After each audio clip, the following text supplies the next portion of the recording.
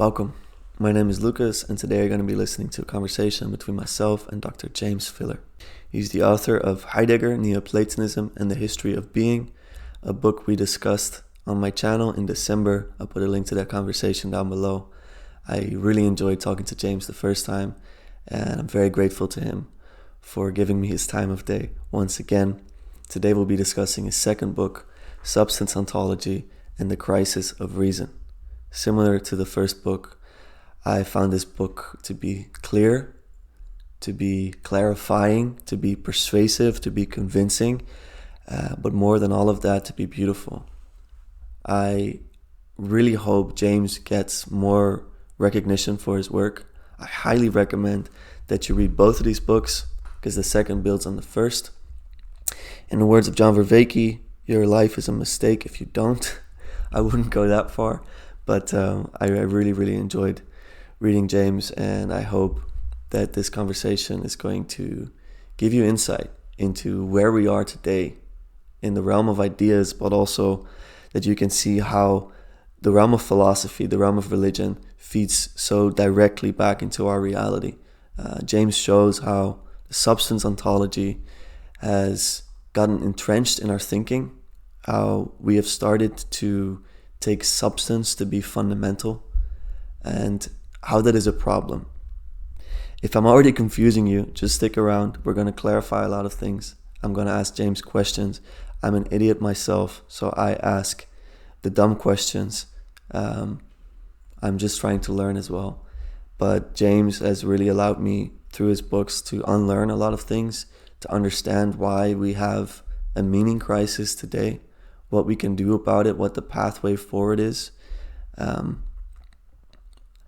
think this work is extremely important, not just for people who are interested in philosophy, but far beyond. And I think the implications reach into many different disciplines and holds a lot of promise for the future. So I'm very excited for you guys to listen. I'm going to stop talking because James deserves more airtime than I do.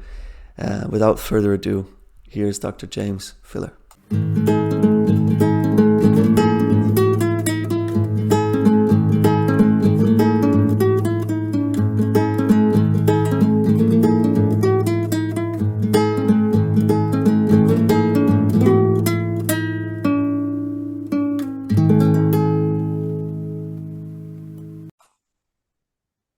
Okay, James, as I just mentioned to you offline, just finished your second book. Got a lot of questions. I've got a big Word document open. I don't like to do it like this, but I would be remiss if I didn't ask you some of these questions. You know, while you're reading, things come up, and then you want to owe it to yourself. I wanted to kind of just start with some basics, some fundamentals, because you know we throw the word ontology around a lot, and I think I have an idea about what it means. But could you define it in your own terms for me? Yeah, it actually just means what the word says. Ontos is the Greek participle for being, and logos means account of. So on anything that's ontological is an account of being or an account of reality. So when we're talking about, metaphysics is kind of synonymous. It kind of means the same thing. So when we're talking about metaphysics or ontology, we're talking about reality or being or the ultimate kind of foundation for reality being itself. I never thought about metaphysics as being the same. Uh, Yeah, it is. I never thought about because I figured you have physics and then you have metaphysics yeah, behind. literally metaphysics means beyond nature or Ah, under nature. So, it's under what's underlies. I see. Now you got the kind of contemporary usage where it kind of means something esoteric and Yes, exactly. That's my connotation with it. Like you have some sort of metaphysical theory about. Yeah. Okay. Okay. but that's not the philosophical meaning of metaphysics. Clear. Awesome. Second, the book is about substance ontology, of course, and the way that Aristotle uses substance. I was wondering if you could also expand a bit on that, because I'm not sure if a lot of people nowadays, when they hear substance, if they've got the same connotation. So I want to understand what's being critiqued, let's say. Well, at least the way I interpret that it came down to us, and I've mentioned this to John that I don't think it's completely fair to Aristotle, but I think he's more complex. But the way substance has been understood since Aristotle is that something is a substance if it literally if it nothing can be predicated of it. If you can't assign anything, like the red car, Yes. red is predicated of the car. Yeah. Okay, we got somebody visiting us. Hold on. And so car kind of would be substance in that case because you predicate red of the car. Yeah. Um, but cars have other things predicated. There's a substance that underlies Yes. need that Yes. nothing can be predicated upon. Um, and another way he says this is it's what exists independently in itself, by itself, uh, apart from other things. And this is the way I think it's come down. And the problem Yes. is substance is understood as something that exists independently. Something is a substance if, like this phone would be a substance if it existed separately from all other things and nothing else was predicated upon it. But it is. It's got a screen and, Yes. or no, nothing can be. Yeah, that which things aren't predicated of, not can't be predicated of. I'm I misstating. understand what you mean. Yeah. Okay. Okay. Well, if you understand, I'll stop because I'm Yes. confusing myself. That's good. Okay. So then we have a substance ontology. Yeah. And you say that this kind of starts to, well, let's say the source of it kind of, it begins at Aristotle, if I It's understand. not predicated of anything else. That's the Okay. right way to say it. Good. It's not predicated of anything else. Yeah. Clear. It's not a substance because it's predicated of card. Yeah. Sorry. No, no, all good. I'm happy you corrected.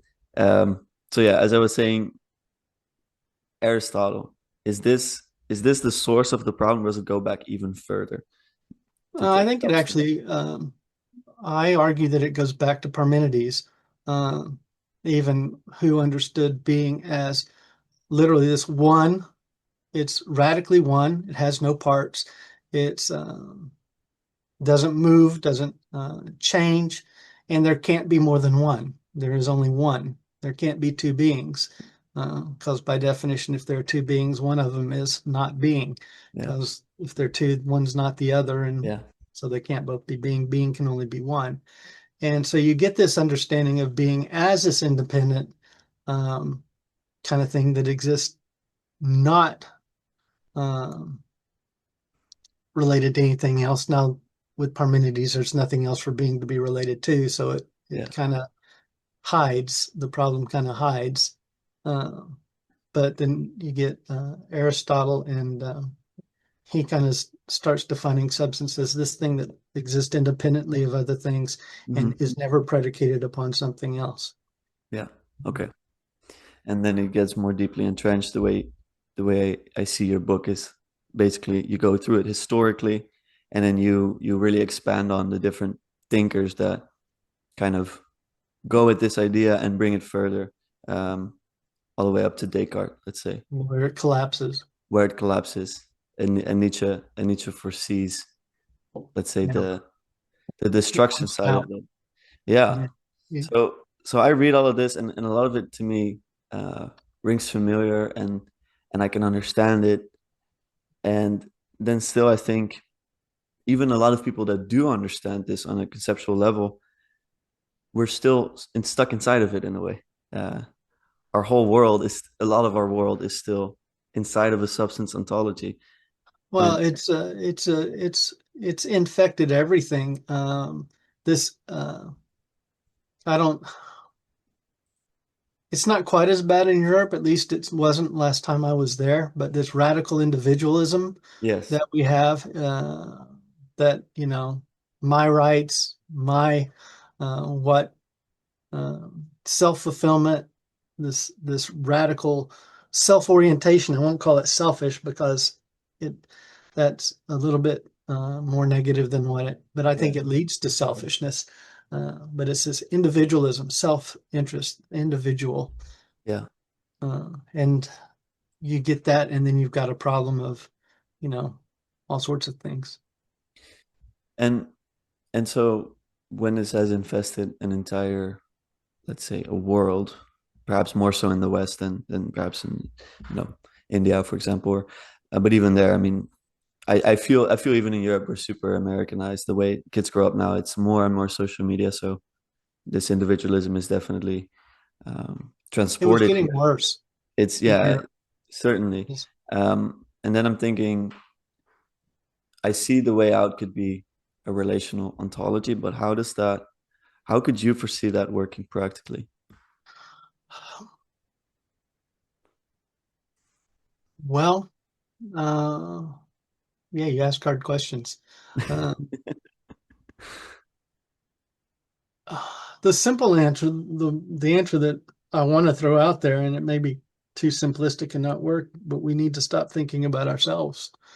We need to focus from an ethical perspective. I guess, when you say, how do you see this working out uh, from an ethical perspective? Um, Focus on others ahead of yourself. Um, Recognize that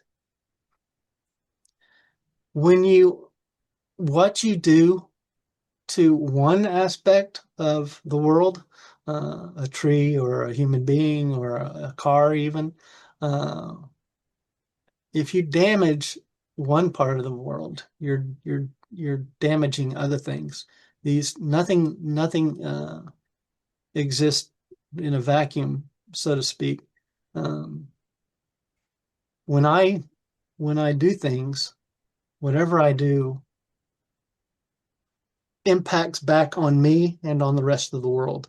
Yeah. And if we recognize the underlying fundamental relational uh, being of the world and all things, then we have to recognize that nothing we do um, stays isolated. Yes, that's a good point. And everything is interconnected, so it all comes. Yeah. Yeah, okay. And that creates more responsibility for you as well as an individual. You're not just your own subjective self. I don't know if your parents told you this when you were little, but if you do something bad, you're hurting yourself more than you're hurting anybody else. I Socrates wish said the they same told me thing in that. the Socrates said the same thing in the Apology when he talked about Meletus and Anytus and Lycon killing him. He says they're not hurting me; they're only hurting themselves. Yeah. Uh, when we do things bad, we hurt ourselves more than, or at Yeah. least as much. Yeah, certainly. And taking that to real world examples, I feel we are in a state at the moment of, I don't know, us versus them. Maybe it's not so much me versus the rest of the world, but we're doing a lot of this categorizing of groups, and then, you know, scapegoating as well. Right. And so I hope that can help people understand. But you know, sometimes you can understand that everything is one, right? Or we're all Right. connected to each other, and then at the same time we're individuals, and to hold that paradox together can be extremely difficult. And I didn't fully realize this until I really fell in love with my wife, and and then Yeah. imagining someone hurting her, I couldn't remember these enlightened ideas, let's say. And you are inspired to sacrifice yourself for Yeah, another person when you get married or when you have children. It's and I'm in my opinion that just reflects the inborn nature of this relationality. We are naturally inclined uh, to put uh, to sacrifice ourselves for others, but we somehow, for some reason, kind of destroy that in us as we grow up. We yeah, start wanting to know mine. You start yeah, hearing with kids at the very beginning, mine, mine. Uh, yeah. so Yeah, I noticed that really clearly. So I was teaching at a school for the last, well, ever since I spoke to you last, I was teaching at the school with 10, 11-year-olds. And I started seeing this real strong tendency of them uh, saying this, like things are theirs. For example, they would bring a water pistol into the school. And like, you can't have that. And it's like, no, but it's mine. So they were pulling on this higher authority of property. right. That was like, it was higher than the authority of the teachers. It's like, And and that's emblematic of kind of the problem here. Um, and breaking free from that, yeah, I find it difficult to see a path forward when we're seeing things, let's say, worsen in the world on a lot of metrics. I think um, when people feel threatened, when they feel their wealth threatened, when they feel their countries threatened, I think they find it difficult to foresee uh, a less individualized world. But at the same time, I'm thinking then a lot of countries that are poorer, that are less well off on the explicit metrics, they're often more interconnected. Um, I just wonder if there's a way to recuperate that while already having taken this leap into radical individualism. Um, I I find it, think we have to turn away from the individualism. I think we have to, um, it's hard, you know. I live over here where it's probably, I don't know, maybe I'm overstating things, not being as familiar with the rest of the world, but it seems to me that it gets worse here and then spreads to the rest of the world. What we've got going on right now in our country is just horrible polarization, and I don't care whether you're on the right or the left of the ideology. Both sides demonize the other, aren't willing to listen to the other. There's a very, you said us and them mentality earlier. yeah. There's a lack of willingness to consider that the other side may have concerns that uh, are legitimate concerns, uh, and we just demonize no. So yeah, it's a real problem. And is it then our responsibility to personally, as much as we can in our own lives, do what you said to focus more on other people, to help others, to to stop thinking about ourselves so much? Is that what we should do? Well, yeah. That's basically it. Because I I think mean, that's often we think big, right? We think big because we're a global society. So I think a lot of people in my environment will be like, okay, I got to get into politics. I got to do this. I got to do that. And I think what I've been hearing a lot in speaking to people that I really look up to is like, well, think about your own situation. What can you do in your sphere of influence um, to kind of mirror this reality that you would like to see? Um, I can't do anything on a bigger scale until I take care of it on my scale. yeah, You know, until I become the kind of person that needs to exist in the world, I can't impact the world. I can go telling people, "Oh, you need to do this," but if I'm not doing it, then well, it will fall on deaf ears, and you know, yeah, I really won't be effective even if they listen. yeah. I heard you mentioning ethics just before this. In a conversation with John recently, he said that um, in some ways the goal of, well, to become ethical is to become human, fully Right. human. What do you mean by that exactly? Um, well, uh, I'm not. You know, and I mentioned this at the beginning of the last podcast with John. I don't want to get misunderstood and to the point, and I don't think I am, but to the point where I'm dismissing the fact that there are actual substantial entities, that Yes. the Coke can is not the phone. There's a difference between a Coke can and a phone. There Yeah. really are these differences.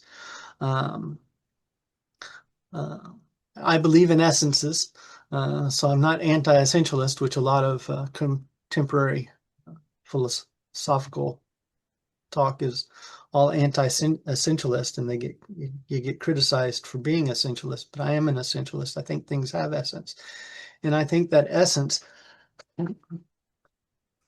is grounded in the relationship this whatever the thing is, human beings, cans, phones, have in the world. Kind of, I think I was talking about this with John. It's like a field, and there are these coalescences in this field of relationality, and Yeah. that's where you get these things, these entities. Um, but they're different because these relations are different. What I mean by becoming human is by becoming that which we are supposed to be. When we are that which we are supposed to be, then we will function the way we're supposed to function. There's a discussion, you know, form and function, especially in Aristotle. You've got the form, what something is, and how it's functioned. Now, is the Coke can, well, is the chair a chair because I sit in it, or can I sit in it because it's a chair? Yeah. Does it function because it's a certain form, or Hmm. does it have a certain form because it functions a Yeah. certain way? And when I ask this question to my students all the time, I was like, "What makes this a chair?" It's like, "Well, you sit on it." I was like, "Well, I sit on the table too. If I turn the table into a Yeah. chair?" And they're like, "Well, no." So I say, so this way something functions depends on what it is, not the other way around. You know, Yes. I can use my ballpoint pen to cut open a Yeah. box, which I do occasionally, but that doesn't make it a knife. I'm using it kind of as a knife, and it doesn't do that job as well as a knife does it because that's not its Mm. function. Yes. Um, so when we become human, then we will function the way human beings are supposed to function. And I think that's what the Nicomachean ethics is all about, describing what it is to be human and what the function of a human being actually is. And then we will behave because, you know, when we function, it's what we do. Then we will do the things that are a good human being does because we'll be what a human being is. Yes. Yes. And I'm hearing these voices in my head already where, um, thinking back to your chapter about Aristotle, where we just have the subject and the object, and we can't know anything for certain unless we have 100% certainty, which really doesn't exist. Because a lot of people nowadays, when they look at morality as well, they want to apply the subject object paradigm on it. And so when they hear good person, they were like, well, what is a good person? This can't be objective. Uh, and then a lot of people instantly resort to saying, well, it's all subjective. Music, it's all subjective. Art is all subjective. Um, what do you say to that? How would you? Yeah, I find it really hard to talk about that because I'm That's still so inside the paradigm, if you understand.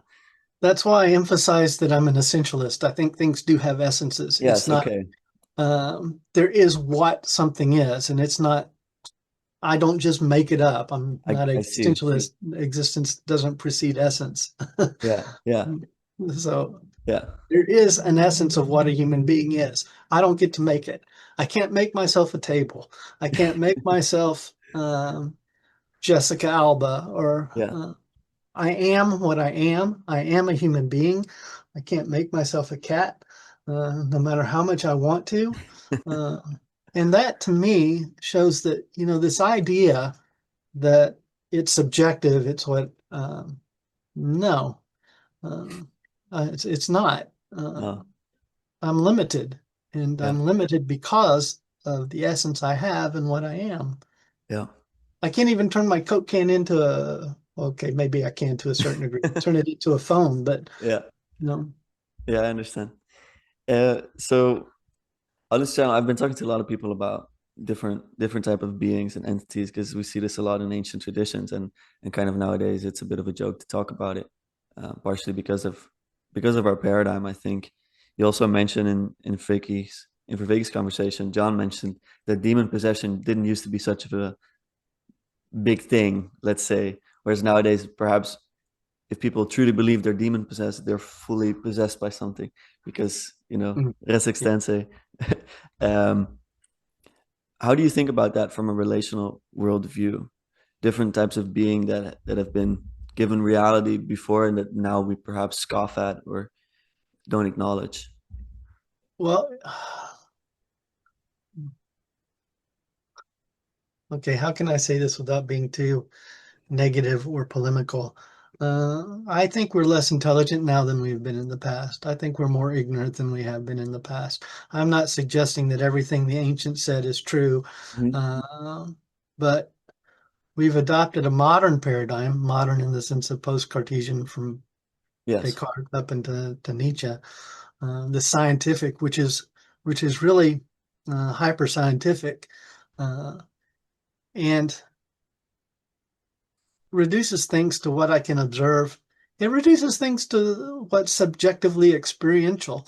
And if I can't or haven't experienced it, or if it's not something I can experience as a subject, well, then it can't be true, or at least I'm skeptical about it.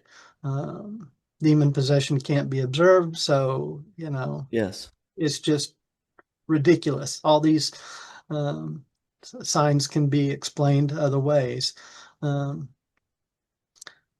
what is it? Charles Taylor in The Secular Age talks about how we've disenchanted Yes. the Disenchantment. world. Yeah. Uh, we used to see the world as this uh, enchanted place where magic and supernatural beings existed and interacted with us, and we've stripped the world of this supernatural uh, aspect and reduced it to something that's material and observable to the subject. Yeah. I think that's a mistake. I think we're more ignorant than we used to be.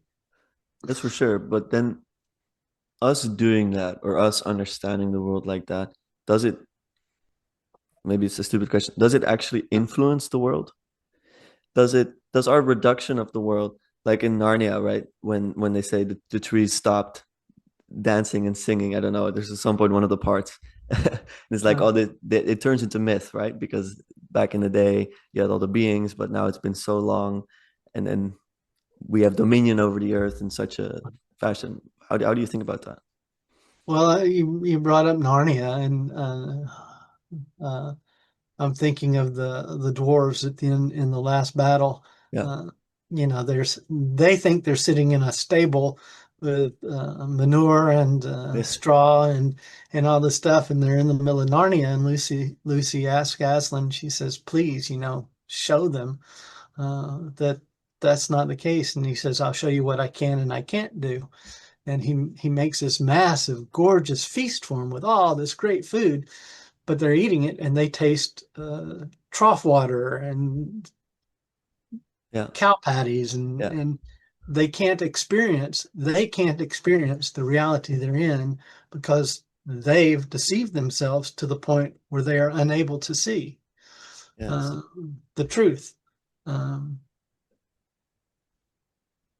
okay, I'm stopping because I think I lost train of the The question. truth is the truth, no matter how we view it. Let's say reality is reality, no matter whatever frame, whether Cartesian or Aristotelian, no matter what frame we put on it, the reality remains stable.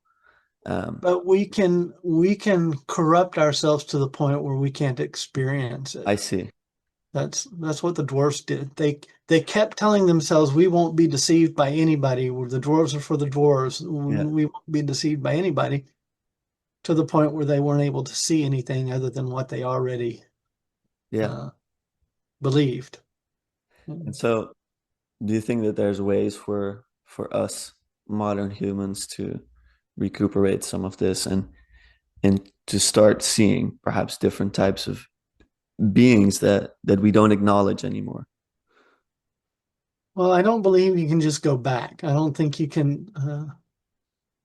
Uh, you can't just stop and say, "Okay, we're going to Yeah, we're gonna roll it back. jettison everything we have and we're going to go back." And I don't think it works that way.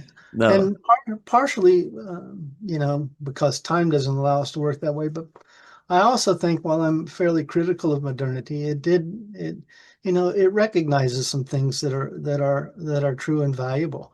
Um, so the way forward is to, in my opinion, oh man, I don't want to talk about what I think the way forward is because I'm probably wrong. Uh, but Me too, but we gotta try and figure it out somehow. but yeah, I think recognize maybe this is the truth of postmodernism. Maybe we should be a little bit more skeptical about what we believe, Mm, uh, a little more open to the possibility that the things I'm convinced of as true aren't necessarily true. Have a little more humility yeah, about my own perspectives and opinions, and consider others. Philippians says it considers others more important than yourself. yeah. Um, so I think that may be the first step. Then maybe we'll discover the fullness of a more correct way as we begin to stop focusing on ourselves. Yeah, good. I have a quote that I want to read from your book. It's about Oh, Aquinas. okay. Don't worry. I want to read it simply because I think it's brilliant, and then I want to follow up with something else that I found interesting that I think is Okay. valuable for listeners to hear. This is page 52. If you're going to give me a page, let me pull it up. Okay, So okay, okay. Page 52.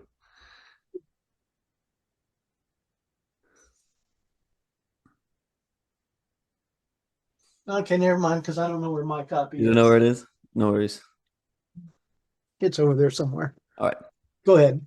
Because the Father is essentially relational, the unity of the Godhead is essentially relational, and therefore the essence of God is relationality. This relationality grounds in the essence of God both the unity of God and the distinction of persons. Because Aquinas grounds his understanding of God on the Aristotelian notion of substance as independent and one, this understanding is not open to him. So that's page 52. And then you follow up in page 59. What is significant here is that the substance ontology upon which Aquinas bases his understanding of God creates an ontological gap between creatures and their creator, which is impossible to bridge naturally. Only a special dispensation on the part of the first principle or God makes any union with God possible. Knowledge of God, union with God, is therefore ontologically unnatural. It is the result of a special dispensation from God.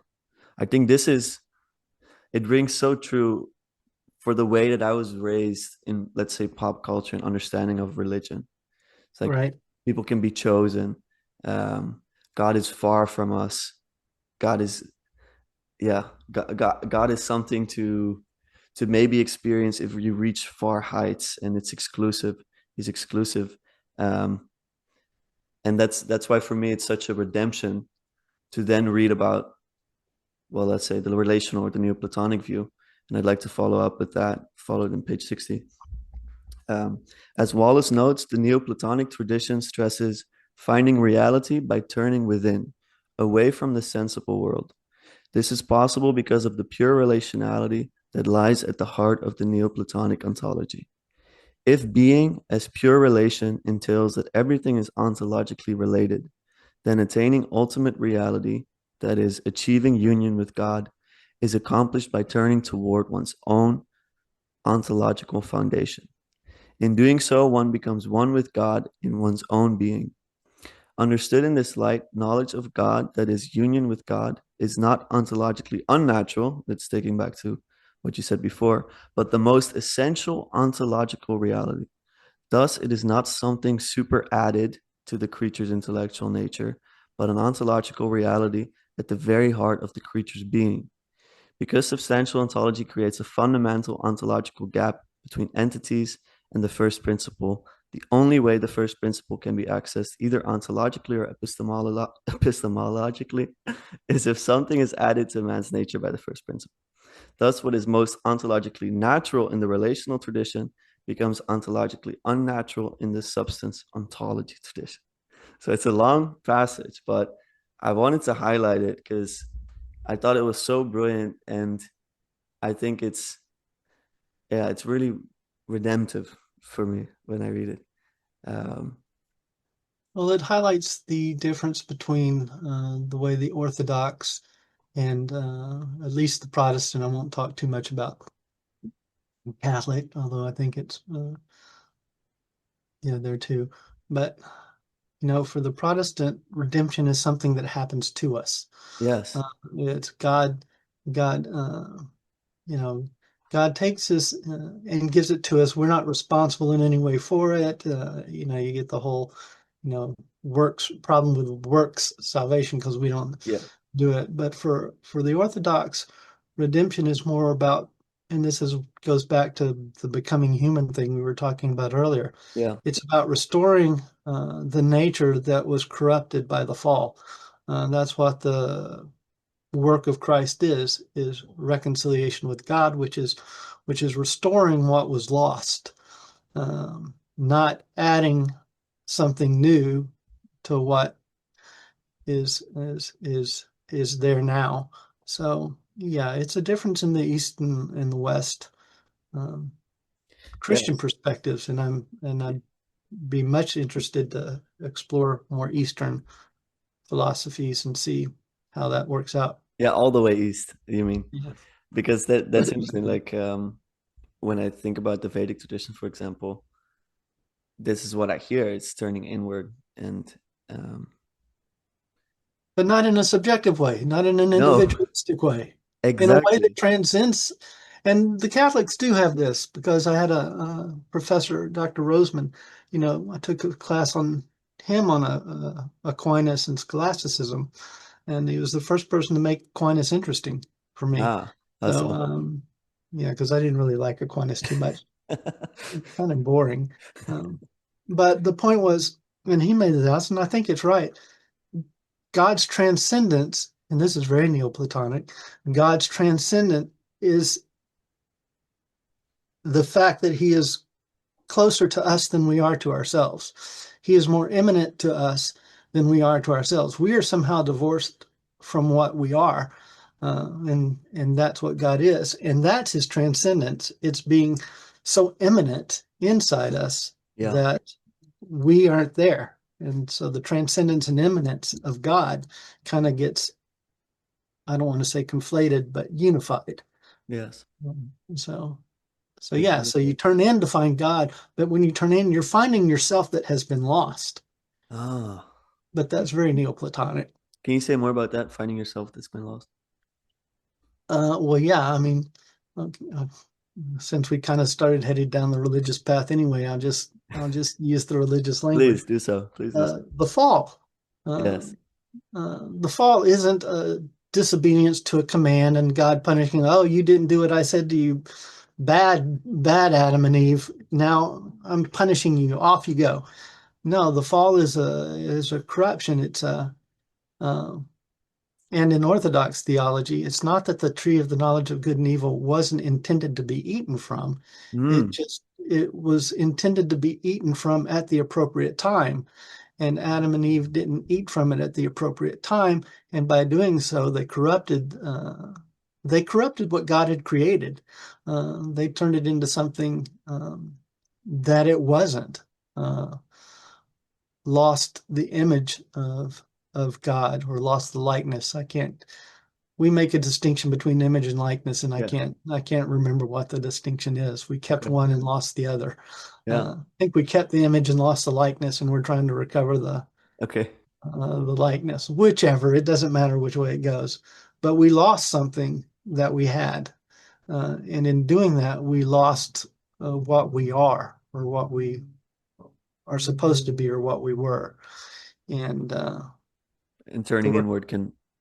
yeah, well, I mean, not on our own. I mean, it requires the work of Christ to restore that Yes. nature, so that by turning in, we can find it. Yeah. Because we can't do it on our own. It does require grace. Yeah. Okay. This is a question from my friend Matthew. He wanted to ask you, and Oh, he's a great admirer of your work. He wanted to ask you, what is a person? And you can ask this any which way you want. yeah.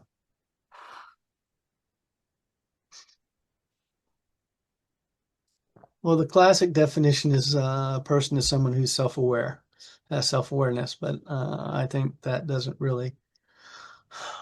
Do I want to make a distinction between a person and a human being? Uh, I'm not sure I do. Yeah. Uh, um, I would probably. Oh, this isn't a helpful answer. And it's a person is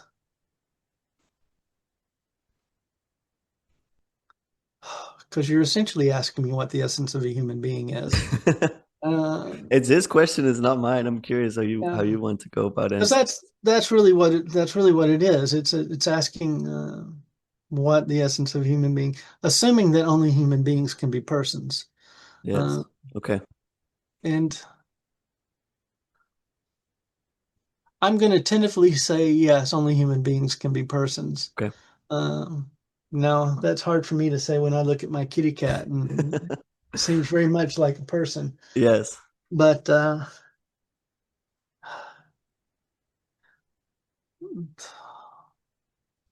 yeah, the word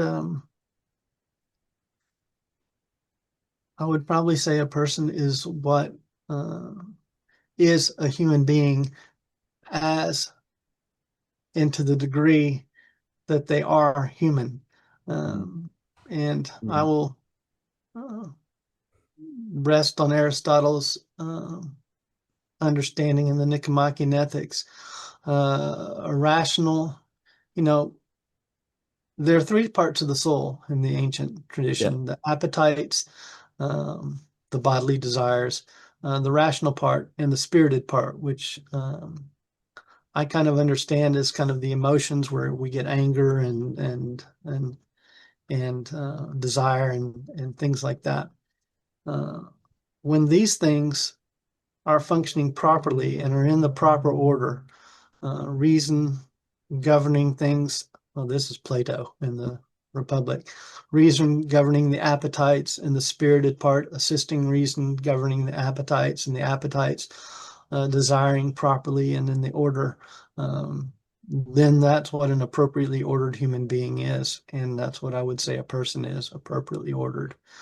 Um, I do think rationality is essential to it, and I think that's the truth that we get in the contemporary understanding of person of, being self-aware. Yeah. Uh, but I think it's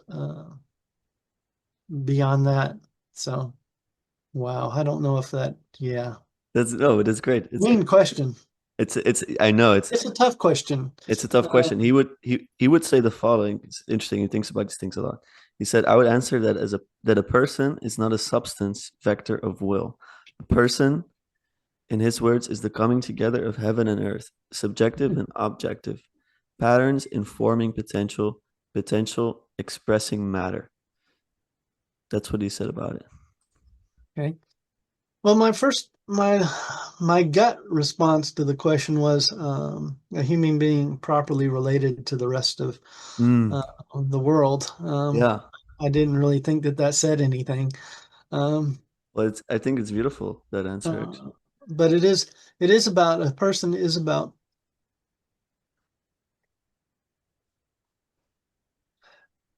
if I recall right, the original Greek word for person is prosopon, and it means face, and it kind of refers to the mask that the people used in the theater, that the mask they would Ah, use yeah. in the Okay. plays. Yeah. And so in a certain sense, it was the way you manifested to other people, the world Yes. around you. The world around you. Uh, so I think the truth of that would be that is um, properly relating a rational being properly related to the world. Now, the next question I hear coming back is, how do you know whether you're properly related or not? Uh, Yeah. maybe you can't. Yeah. Maybe Yeah. we can't That's I know. think also something we might need to let rest, because I think it's part of our need for certainty.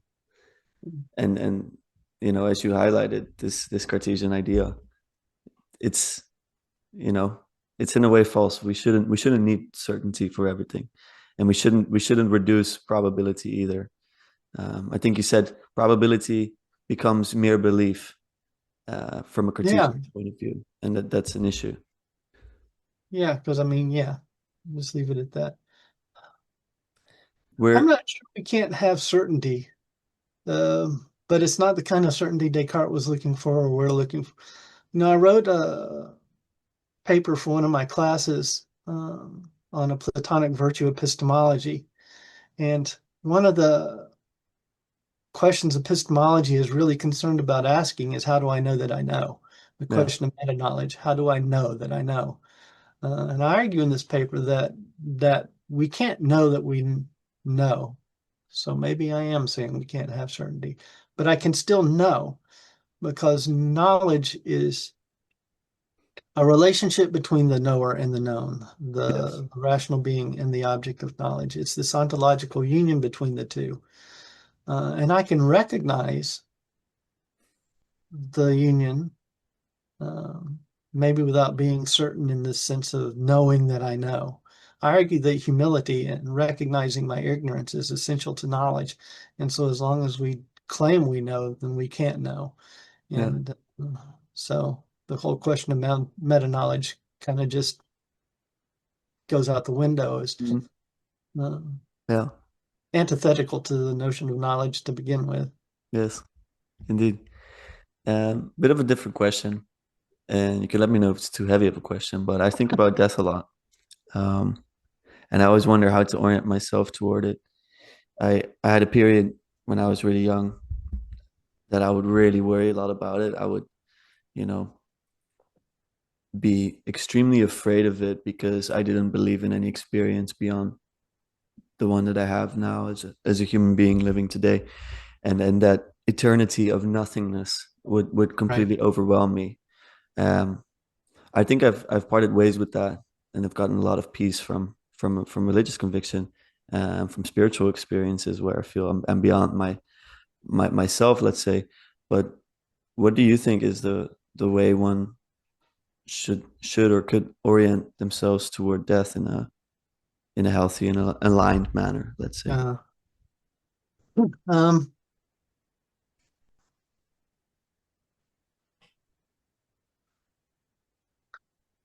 us, well, I see death as a transition, not an end. Mm, Um, the Orthodox perspective is that this life is a preparation for true life. Um, it's also very much in line with C.S. Lewis. This Narnia is a shadow of the true Narnia. mm, This life is a shadow of the true. Um, or you can go back to Plato in the cave. yeah, If you see the cave as this life, and going outside the cave as going to the real world, leaving the physical material world behind, and going up into the true reality. Leaving the material behind would be, yeah, easily we can see that as death. yeah.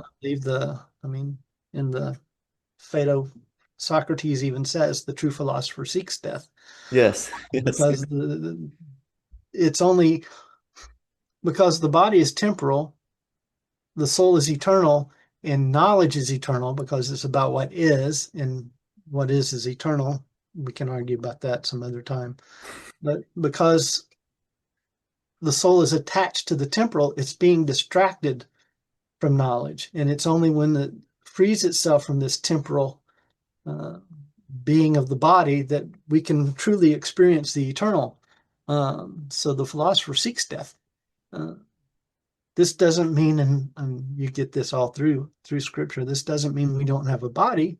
It doesn't mean we dissolve into nothingness. I think this is, John would probably jump down my throat, but I think this is where Eastern, probably, if I understand it anywhere near correctly, goes wrong, is that the individual gets dissolved into this um, ultimate reality. And I don't think that's, Are you talking about like the nirvanic option in the East, or are you talking about? yeah, I'm just going to back off that because I really don't know Eastern philosophy well I enough to, respect that. that's kind of the impression I got. So John can correct me, and John can Yeah. correct my misunderstanding. But anyway, back to what I think it is. Uh, we maintain our individuality. That's where we find the true relationality that we're after, because as long Yes. as we're in this body, this body is substantial, and to a certain degree, it does um, define us against the things in the world. So it inhibits this relationality that we're after. Perhaps only in death, I would argue, only in death, once we transcend Yes. the materiality of the body, can we find our true reality. Uh, I mean, you see this in scripture. Paul says, the body that we have after we die is not the same body as we all have But it's here. still a body. It's still a body. And Christ, the body of Christ after the resurrection isn't the same one he had before. He was walking through doors. He was, appearing and Yes. Okay. Okay. disappearing. I And, understand. Do you view Jesus as having conquered death, or how should I Yes. understand? Is that how we should understand it? Yeah, that's we say that explicitly every Pascha. I see. Jesus conquers death by death. That's the whole Paschal hymn. Yes, Uh, conquering death by death. by And death. then what does that what does that make us? How should we then relate to death? Is death then a negative thing, or is it something that we must go through? Is it some sort of a, I don't know, it's a challenge, or I don't know how to We conceptualize? we definitely need have to go through it because everybody does. Um,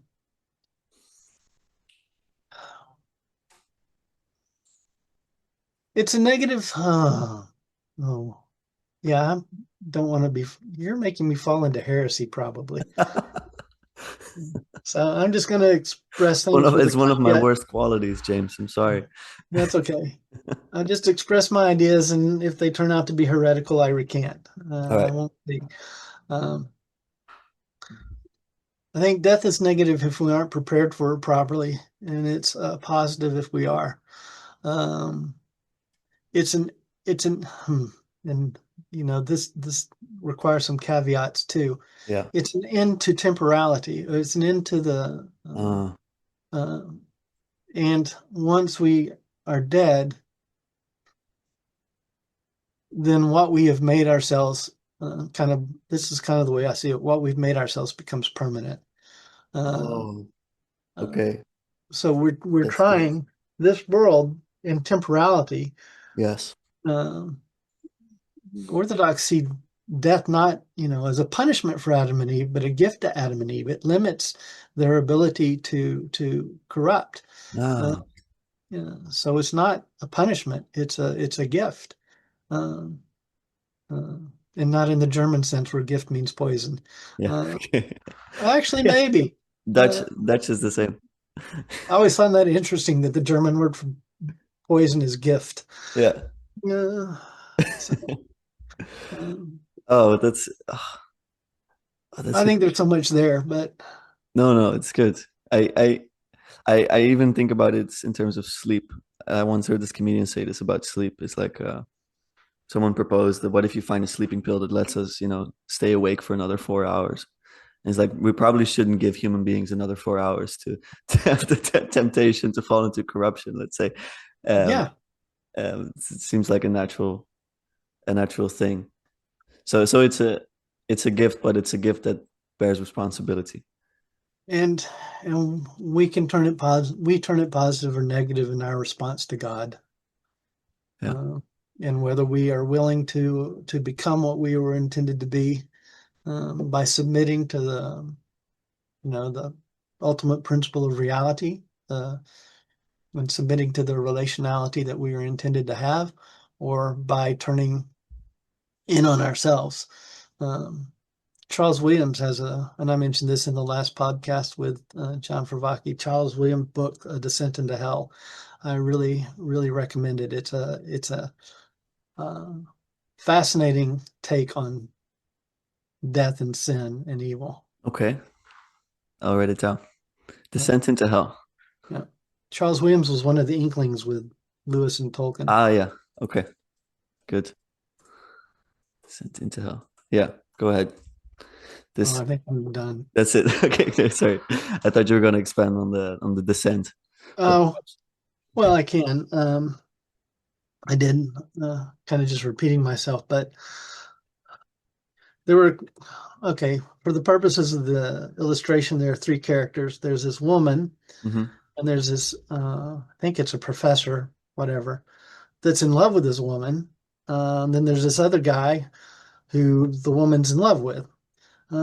This professor, the professor, I'm going to call him the professor, whether that's accurate or not, uh, so obsesses over this woman that he can't have that he gets angry and he starts to fantasize about the woman, and he continues to fantasize, turn inward instead of dealing with the woman as she is. He starts dealing and communicating with the woman that he's fantasized, the one he's subjectively created, to the point that she actually becomes real. substantially real. Mm. And he starts separating himself more and more and more from the rest of society, the rest of the world, to focus on this golem, if you want to call it a Yeah, golem, sure. kind of.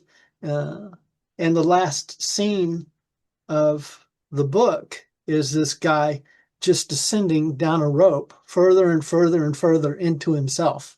He's just going further and further and further into himself. And that's what the descent into hell is.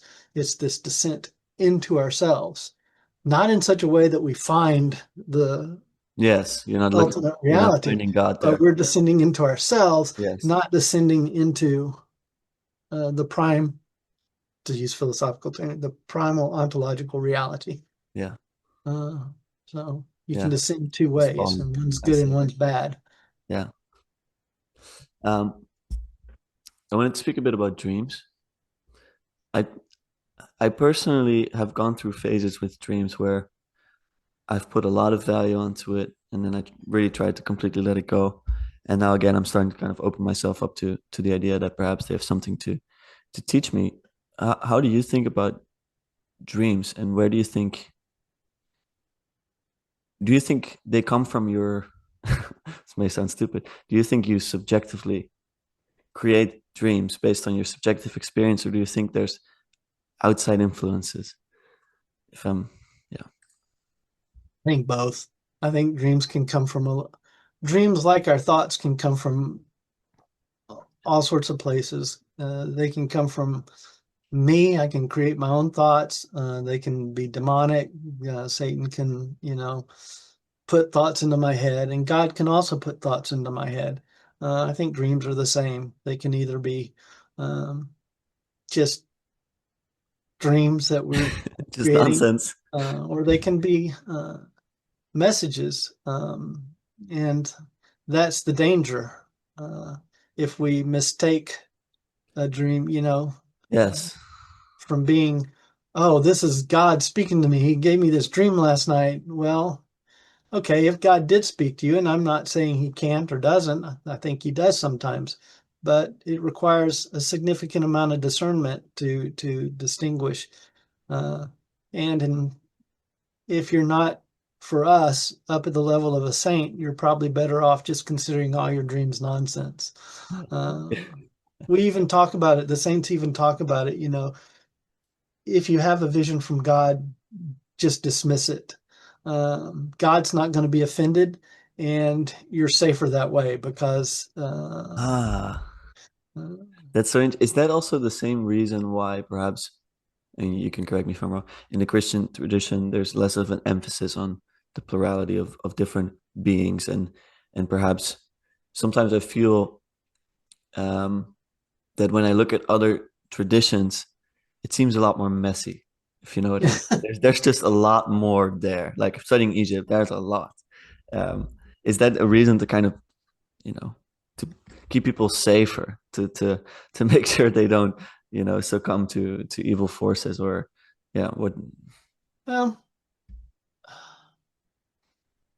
I think you know, I think we have a lot of we aren't. It's not like God and no other supernatural beings and human beings. We have uh, especially in the Orthodox and the Catholic tradition, we have a full range of supernatural beings with hierarchies and orders Yes, and that's true. functions and uh, roles. Um, there's even Father Stephen DeYoung talks about this a lot. Yeah, If you I've heard of uh, him. yeah, Yeah, if you read his stuff, he talks about this a lot. Now, I kind of get upset with him when he starts talking about Plato and some philosophical stuff, but when he talks about second temple Jewish yeah. thought, the Book of Enoch and things like that, uh, yeah, I think he's got some really interesting things to say. Uh, I think Protestants kind of, God, somebody's going to get mad at me for what I'm saying about Protestants, but I think Protestants have lost a lot of this because they embrace the modern perspective of the world. Ah, yes, this is true. Okay, Uh, Catholics are medieval and Orthodox are ancient. That's kind of ancient. the way I see it. The Orthodox maintained an ancient mindset. The Catholics kind of went with a medieval mindset, and the Protestants adopted the modern mindset. Yes. Maybe a bit off topic, but do you think there's a reason that kind of like fairy tales are often medieval settings? Is that They accepted the supernatural more readily than we do. that's for sure, but why don't we go back further? Or is that just like the We closest? have them. We have them further. You have, in fact, okay. I'm speaking in ignorance here because I'm not. This is not an area that I really studied or but I would probably seems to me that if you want to follow Charles Taylor's progression, where we slowly disenchant the world, where we move. Yeah. You look at the ancient mythologies, the gods are interacting with humans all the time, even Yes. to the point where they're having children with human beings. Yes. Yes. There's this two-way street with the gods and the supernatural and the natural that happens all the time. When you get to fairy stories in the medieval period or Yeah. the fairy world exists, but it's separate. And Ah, any interaction that does happen is kind of a violation of the appropriate boundaries that exist between the fairy world and the, uh, you have fairies coming and kidnapping.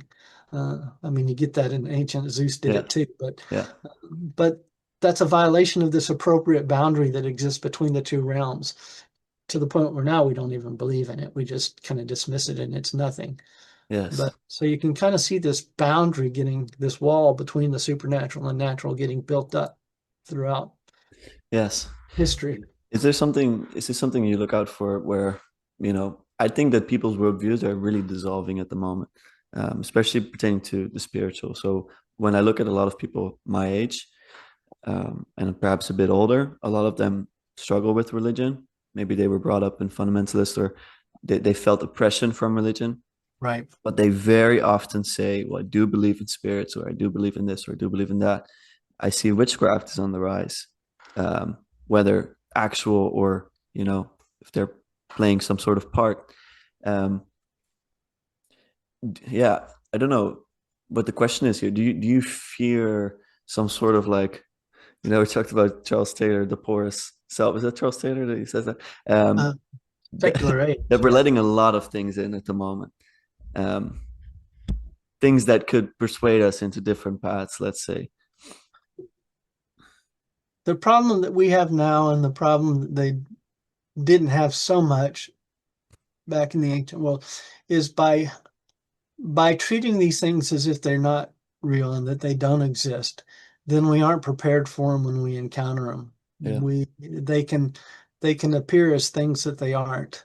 Mm, Um, back in the ancient, when you believed Zeus could come down and take your daughter off, and you'd be prepared for something like that happened.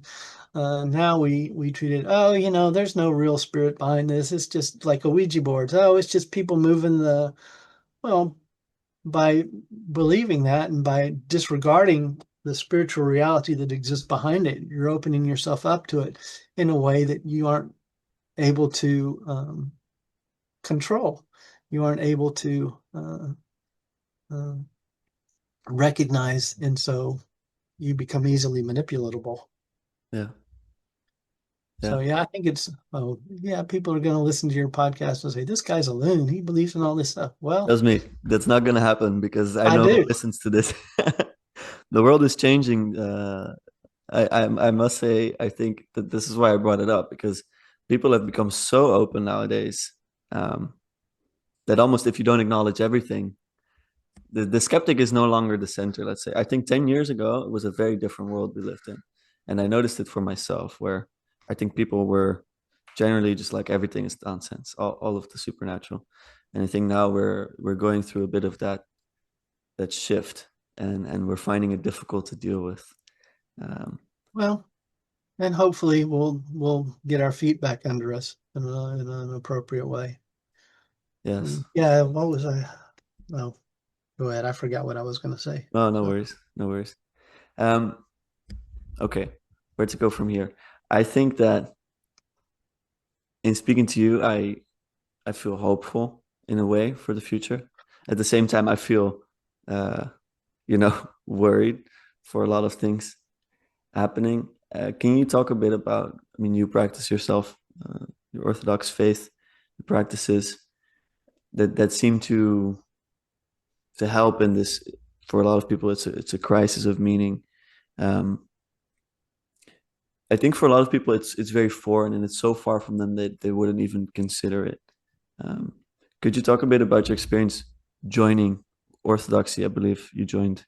2000 or so. How is Yep. that transition for people? Because I think a lot of people are interested in this, and what has it brought you? Um, okay. I don't like the question, what has it brought me? That makes it transactional, and It it's is not a an transaction. individualistic posed question. It's not a, oh, I I'm joined doing this so I religion. can get something out of it. That's not the appropriate No, you're right. approach to spirituality. And I'll get to your question about how I came to Orthodoxy in a second, but I want to Yes, of course. emphasize um, my priest, and he's absolutely right about this. The difference between a transactional and a transformational approach to spirituality. Um, uh, in the West, I'll stop saying in the Protestants and say in the West, uh, we have this, you can see it. It's a transactional approach. Okay, I need to get to heaven. What do I need to do to get to heaven? Well, I say this prayer, I accept Christ as my personal savior, or I do X, Y, and Z. I go to church, I tithe, I help the poor. Okay, and now after I do all these things, when I die, God will give me heaven. That's a very transactional Yeah, approach, and that's not the proper approach. It's not the Orthodox approach. The whole approach is transformational. It's what we've been talking about, becoming the human being that we were created to be. It's being transformed uh, into what we are or what we are supposed to be. Um, and to do that,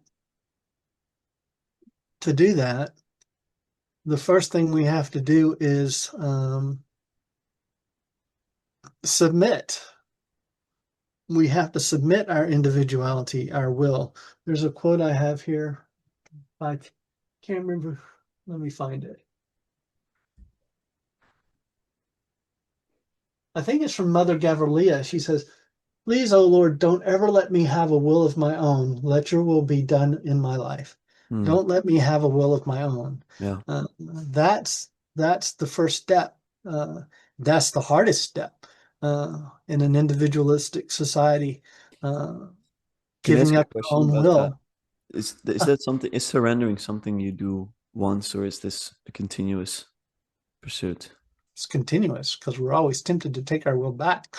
Yeah, it's not like you give it up and then you've lost it. You Yeah, have to yeah. constantly. I can even, oh man, I really want to drink this beer tonight. Well, I know I shouldn't. I've got this Yeah, podcast with Lucas tomorrow. I didn't listen to that one. I drank my beer last night, for better or worse. yeah, Uh, uh, and it's not like, okay, well, I'll submit. My wife doesn't want me to drink it, so I won't drink it yeah, tonight. I have to have the same battle with myself tomorrow night yeah. or the night after. It's constant. Yeah, Does but it it is. become easier? So, for example, I'll give an example of a habit. For example, like when people get habituated to good behavior, uh, behaving ethically becomes easier once you've done it more times. Hopefully, um, is that the same in this That's case? Aristotle. That's what he says. That's uh, you know the one of the questions one of my philosophy professors asked when I was studying, and I ask it to my students. You've got Kant, who says that, oh, if I enjoy doing something, then I'm not acting morally because I'm just following my inclinations. Yeah, Aristotle's the exact opposite. If I don't get pleasure from it, then I'm not acting morally. But the difference is this understanding, because for Aristotle, it's acting in accord with our nature. yes, Uh, and if I do what's in accord with my nature, well, then it will be pleasant. Uh, and it doesn't mean everything that's pleasant is in accord with my nature. I mean, shooting heroin into my arm could be pleasant, and it might mean that it's in accord with my nature, but it shouldn't be pleasant. It Yeah. it it's my nature shouldn't find that pleasant. Yes. Yes. Uh, And your so body it's will probably recognize that this is not something that it, even that this is the difference between like short-term, long-term pleasure in a way, that I think, a lot of young people go through, especially with, all the addictions that they're subject to. They're pretty much endless at the moment. And there's a movement there as well. Kids, projecting the social media, projecting the drinking, and finding out like, oh, it's kind of a remembering. This is what the body wants. This is what the soul wants. Yeah. so yeah, I do think the more we do it, the more our nature becomes transformed into what it's supposed to be, the easier and the more pleasant those things become. Um, That's reassuring. it's hard. It's It's always hard. definitely hard, but it would be worse if it got harder as we did it more often.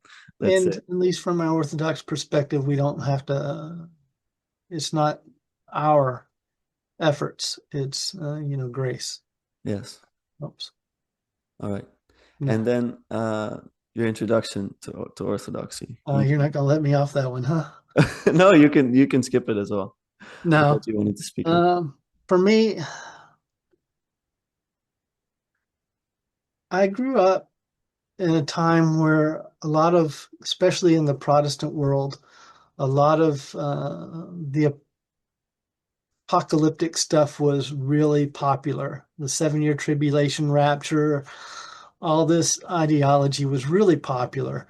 There was kind of a mini revival going on about, towards spirituality. Yeah. And I was listening to all these people saying all this stuff about, oh, the rapture will come and then you'll get the mark of the beast and, you'll suffer this tribulation and then Christ will come back and all this stuff. And of course, I was a, 11, 12-year-old boy. This is all like elevated cowboys and Indians. It's an Yeah. action. This is what I It's, felt like watching zombie movies as a kid. I was yeah. excited. Like, let's go. Let's see it. Yeah, this is great. Yeah. I wanted to, learn more about it. And they kept saying, well, the Bible says this and the Bible says that. So I said, well, let's read the Bible. And I started in Revelation because that's where everybody said all this stuff was Yeah. at, which is not the way I would suggest most people start reading the Bible. Don't start in Revelation. Skip the first 3 chapters because they were just letters to churches and They're didn't find it boring. interesting. Gotta Yeah, get to the good stuff. get the good stuff. So chapter 4 is where I started and read chapter 4. Then I went back and read the first 4 chapters. Then I read Jude. And like most things in my life, I do them backwards. Yeah. And then I decided to start reading the Bible. So I started reading the Bible. And what I found as I read more and more and more is that what I was being told the Bible said and what the Bible said weren't actually Of course. always the same thing. Yeah. After I read the Bible, Daniel and Revelation, I was like, the stuff these people are saying about the end times, that's not in here. I mean, I No. see where they get it, but they're adding a whole lot of stuff to this stuff to get the interpretation they're getting. So I started reading it, and I made the commitment at that point that I wasn't going to listen to anything anybody else said about the Bible. I was just going to focus on what the Bible itself says. So I was going along through my life and saying, well, the Presbyterians do a really good job of the social stuff. They're out there with the stew pot, feeding the hungry and taking care of the poor, but some of their theology is a little bit wacky. Uh, Baptist, at least for me at the time, well, their theology's pretty good. Not all right, but they really are ignoring this social stuff. Um, and I kind of found that with everybody. It was just kind of a pick and choose what was the most important to me at the moment. Uh, and then a friend invited me to a Greek festival at the Orthodox Church in Dallas. And I was like, there's an Orthodox church in Dallas. And it turns out there's a whole bunch of them. We just do a really good job of hiding ourselves, which is Yes. really sad. It's tragic and it's a shame and it's something we need to repent of. But yeah. I So I was went. okay. Go ahead. I'll Go ask ahead. later. Yeah, yeah. Go ahead. So I went and I asked the question in the middle of the church tour. I said, "What's the difference between Protestants, Catholics, and Orthodox?" And well, half the people got up and walked out because it's like I realized, okay, that's not a question for a church tour. That's like Yeah, months long yeah, discussion. yeah, But I liked the answer I got. And I said, yeah, that sounds like everything that I've been reading in the Bible. It doesn't add the stuff that the Catholics add. It doesn't take away the stuff the Protestants take away. Everything that I've been reading in Scripture, I find here, and so that's what uh, led me to convert. yeah. Did this feel? Does it feel like homecoming, or did you feel at home That's right what I away in think. that? Yeah. And it wasn't. Wow, there's a lot of things. Yeah, I was gonna say. I felt like, and my wife says the same thing because she converted after we got married. Yeah, She says, "Oh, I didn't change what I believe. I just found some place that believed what I already believed." And I said that for ages. But yeah. I look back now, 25 years later, and I was like, I don't believe what I believed when I converted. Mm, And after being in the Orthodox Church for a long time, I've been transformed. Uh, yeah, my mind has been transformed. yeah. I know in going to an Orthodox church, visiting it a couple of times, what I also noticed is that there's a lot of young people where I went, and not only are they attending, but they're also participating heavily. And I think that partially explains why they stay there, why it stays strong. But what you just said, that on the social stuff, perhaps there's a lack. Is that a responsibility as an Orthodox Christian to kind of carry your faith outward? Because in a way, the impression that I got indeed is that they keep to themselves a bit more, and that's the way. That's partially also for people, I think, an appeal because they're tired of it being pushed into their faces, let's say. I think it's a tragic response to recent Orthodox history. And it's a tragic aspect of the ethnocentric aspect of that exists in some Orthodox communities. Okay. The problem I had when I went, the church I converted to was Greek Orthodox. Yeah. And in America, there isn't a single Orthodox American church. You've got all these different jurisdictions. They've Yes. been trying to get one, but the Greeks are reluctant I uh, see. for a variety of reasons. And so Some that has legitimate, to do with it. some not. But yeah, the Orthodox Church has come over to America, at least probably most of Europe that it exists too, as an immigrant church. The Greeks leave Greece because of Turkish oppression and come to America.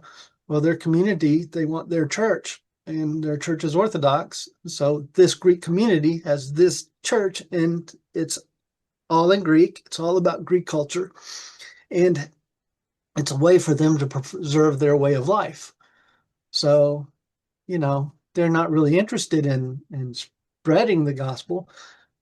For years, under the Turkish yoke, as Orthodox like to say, the Turkish yoke, um, it was all we could do to preserve Orthodoxy, Mm. much less spread it. Mm. So it was primarily about preserving, and it's taking us some time to get out of that mindset that this I this see. is the Greek church, Yeah. this is a Russian church, or this is a Romanian church. I even had people tell me when I converted, or my priest told me when I converted, that there are people in the Orthodox Church say, "Why do these people come to our church? They have their own church." Mm. When I was at seminary, I had people say, "Oh, you guys are coming into our house and trying to change everything." Well, it's not your house. Mm. This church doesn't belong to the Greeks. Yeah. Um, so, yeah, but we're getting better. That's a Uh, good explanation. I also saw it in this church that I visited, which was Coptic. is that a lot of the people there, they were originally from Egypt, and so it's difficult to kind of connect with Dutch people. But then the younger generation, who are basically fluent in Dutch, they're making great efforts to kind of connect, and you know, even through technological means to try Yeah. to spread the word. But that's enlightening. I have a question about happiness. So I've been trained my whole life to pursue happiness. Is this What is your view on happiness? Is it like something you should strive for, acknowledge, ignore? My views have changed a lot on this over the years. So I'm curious how you, You how you. have to ask, oh, sorry. You have to ask the question, what is happiness? You know, what is it? Yeah, it sounds It's very Socratic what you're asking of me. well, it is. My answer is going to be very platonic. Okay. Um, I have an ancient, I look at the world through an ancient lens, for whatever reason. We've As we created problems with reality, and as we've forced reality to become more subjective, happiness too has to become subjective, and it becomes more what is pleasing to me, because they're from the subjective perspective, there can't be any really, well, this is right and this is wrong. This is what I find fulfilling and what I don't find fulfilling, um, which is a real problem. But our understanding of happiness as we have it now is that whatever I find pleasant is what happiness is. Um, that's not the ancient perspective. That's not Plato's perspective. It's it's the central question of the Republic. Is the just man or the unjust man happy? Which one's truly happy?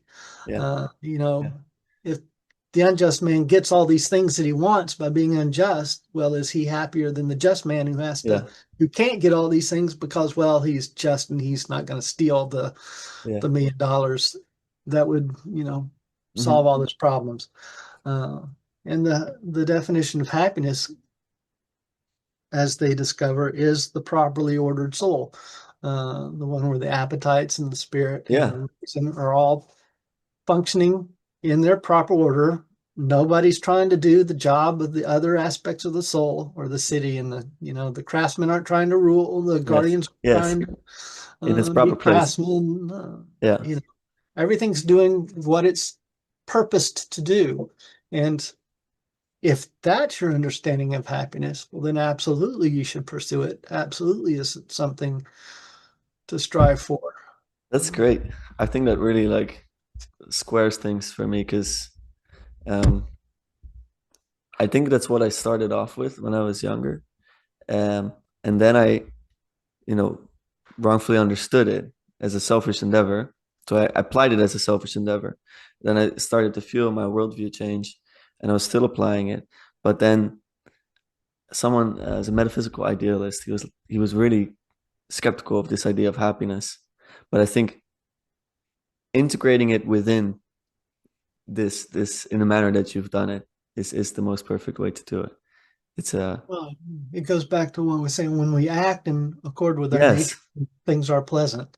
yes, yes, exactly. And we So feel it's good. not that the happiness doesn't have anything to do with pleasure. Yeah.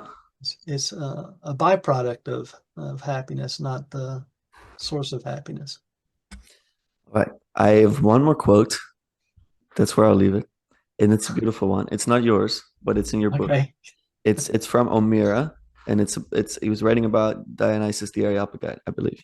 It says, "The most divine knowledge of God is acquired by lack of knowledge, in a union beyond intelligence."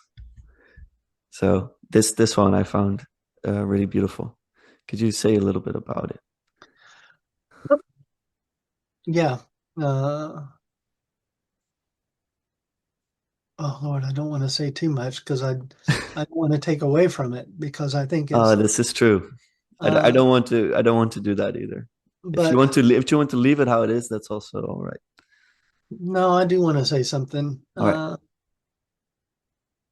There's This is part of our problem. This is something we do need to recover, and we've lost. There's two types of reasoning. This is something I emphasize in my class. There's discursive reasoning and there's non-discursive reasoning. Yeah. Discursive, most of my students don't know what the word discursive means. It comes from the word discourse, and it comes from the word language. It's a step-by-step process. Something is discursive if it moves from one step to another. So I see. a syllogism, Yeah. if A, then B, A, therefore B, that's a discursive process of reasoning. These deductive syllogisms are discursive. You've got premise one, premise two, and then you deduce a conclusion for that. Induction is the same way. I've got premise one, premise two, and then I reach a conclusion, but the difference is that it's not necessarily true like the conclusion in the deduction. It's only probably true. We don't need to go into the difference between induction and deduction. But this is what discursive reasoning is. It moves from this process. That's the only kind of reasoning we are familiar with now. All reasoning is discursive. The ancients understood a different kind of reasoning, non-discursive, that isn't through this process. It's this immediate grasp. It's this, Plato calls it seeing in the Republic. And you see something and you recognize it. You've got the whole recollection thing. We see the stick. I recall that I had this knowledge, and I say, "Oh yeah, that's a stick." And that, as I argue, is the type of knowledge that is this ontological union between the knower and the known. It's this unmediated in the sense that there's nothing in between it. There's nothing in between the knower and the known. It's just this union. They're one. There's a process between knower and known in discursive reasoning. And I think what he's talking about when he's talking about beyond knowing, beyond intelligence, is he's talking about it's beyond this discursive process. Yeah. It's Yes. Above the non-discursive. language. Yeah. You're going beyond. Yeah. Well, language is a discursive process too. It's Yes. word after word after word. Yes. Yes. Yeah. It was one of my great, I don't know, insights, realizations when I first really felt uh, a deep sense of transformation in the spiritual experience I had, where I really was like, oh, language. I've been so stuck inside of language, and it just felt liberating. Um, and it's not that I think language is inferior or should be reduced, but I think it can be used in a beautiful manner through poetry, and it's also practical, but I think we really sometimes get stuck inside of it, and that can be a curse. It can transcend itself. It does so in poetry. Yes. Poetry is language transcending itself. Yeah, absolutely. We're nearing the end of our time. James, if I made you say heretical things, I'm sorry. I recant. If somebody wants to draw me up before a deed of reforms, I'll just say I recant. Unlike Luther, I think we're gonna be okay. But I just want to say that I really don't take for granted the time you've given me to speak to you. Uh, I really want to do my best to spread your work a little bit because I think a lot of people deserve to read it. And so thank you for your work. Thank you for your time. And I will say the same thing that I said on John Fervacchi's podcast. Um, yeah, the books are expensive. Unfortunately, I don't control that. Um, it annoys me. Okay, God forgive me, but it annoys me because I read the comments on John Fervacchi's last podcast, and everybody's going, "These books are over $100." Well, did you listen? At the end, I told you, if you want the books, contact me.